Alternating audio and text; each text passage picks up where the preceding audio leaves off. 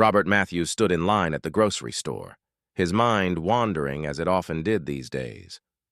At 58, the chief financial officer had built a comfortable life.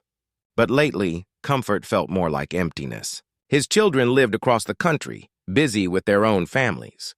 His wife had passed 3 years ago, leaving behind a house that echoed with memories and silence. The fluorescent lights hummed overhead as he waited, holding only a frozen dinner and a newspaper. The same routine he'd followed for months now. In front of him stood a young woman with blonde hair tucked beneath a wool scarf. She held a baby in her arms. A little one with bright blue eyes, maybe 10 months old, dressed in a soft blue sweater. Beside her, a toddler with tousled brown hair peeked out from behind colorful leggings, clutching her mother's gray coat.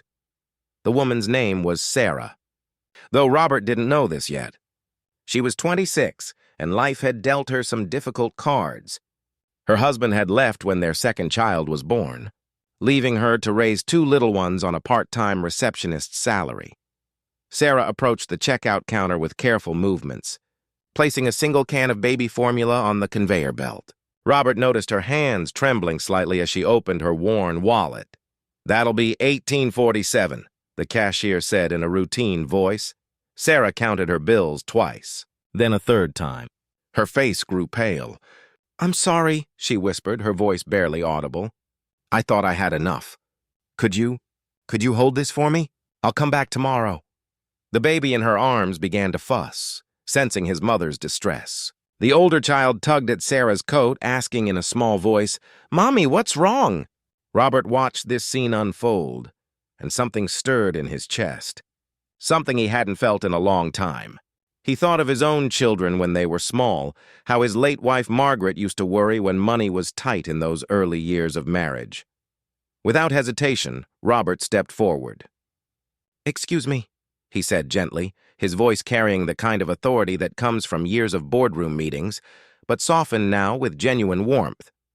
"I'd like to pay for that formula." Sarah turned, surprised. Her eyes were bright with unshed tears.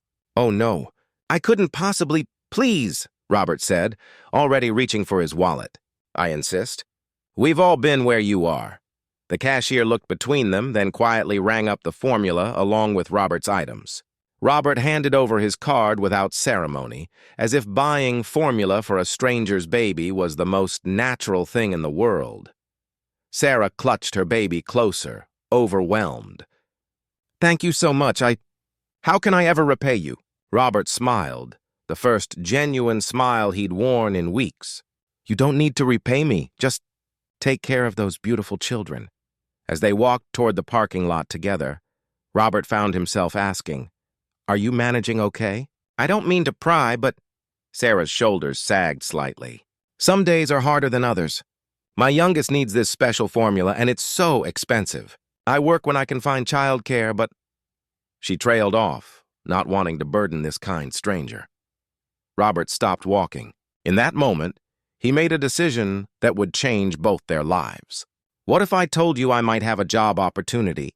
My company needs someone for part-time data entry. Something you could potentially do from home, with flexible hours." Sarah's eyes widened. "Are you serious?" "Completely serious. Good people are hard to find, and something tells me you're exactly the kind of person we need." 3 months later, Robert found himself looking forward to Monday mornings again. Sarah had proven to be exceptional at her work. Reliable, detail-oriented, and grateful for the opportunity. But more than that, she had invited him over for dinner one Sunday evening, and her small apartment had felt more like home than his empty house had in years. The children had warmed to him immediately. Little Emma, the toddler, would climb onto his lap to hear stories about his business travels. Baby Michael would reach for Robert's glasses with chubby fingers, giggling when Robert made funny faces. Sarah would watch these interactions with wonder. "You're so natural with them," she'd say. "They've never really had a grandfather figure." Robert's eyes would soften at moments like these. "And I never thought I'd get to be one."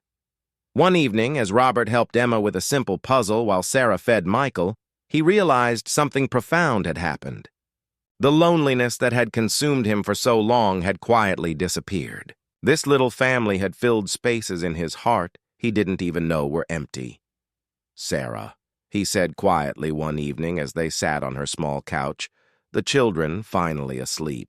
"I want you to know, helping you that day in the store was the best decision I've made in years. You've given me far more than I could ever give you." Sarah reached over and squeezed his hand. "Mr. Matthews, Robert, you saved us. Not just with the job, but by showing us that there are still good people in the world, people who care about strangers."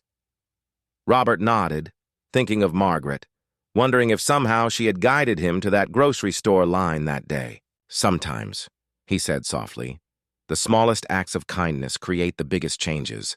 We just have to be brave enough to reach out." Years later, Robert would walk Emma down the aisle at her wedding and hold Michael's own children on his knee. The lonely CFO had discovered that family isn't always about blood.